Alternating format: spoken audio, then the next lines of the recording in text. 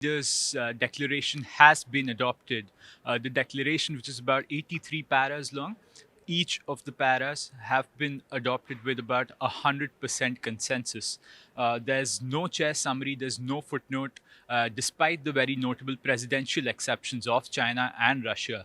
Uh, the major takeaway was the inclusion of African Union in the G20 grouping, possibly could be renamed to a G21 grouping now.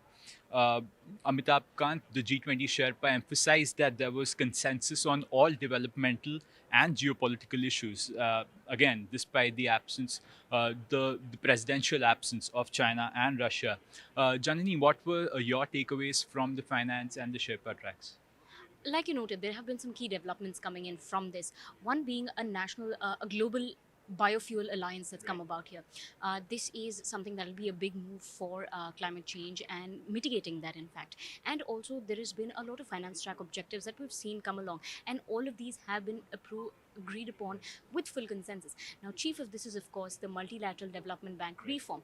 Now, we know the first report on this was submitted by the N.K. Singh and Larry Summers duo expert committee, and a second report on the subject will be submitted in Morocco, Marrakesh, in the next and the last event under India's presidency, which is the last FMCBG meeting.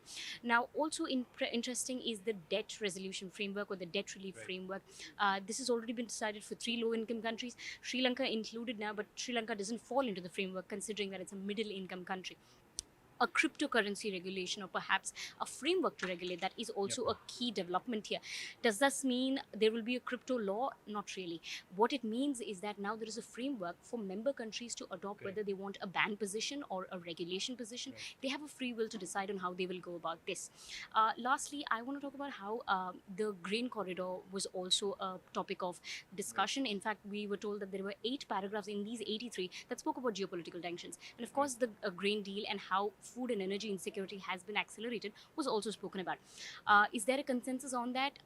Finance Minister Nirmala Sitharaman said there has been a consensus, and when the New Delhi Declaration is executed, this could actually reduce the pulses inflation in the country. Now, this is particularly important considering last month only we saw pulses rise up in the CPI inflation basket, and we also noted that with El Nino, this is only going to get worse as the year progresses. So these are some key takeaways off the top of our heads, I guess. So stay tuned to BQ Prime for more updates as we bring you the full story on our website.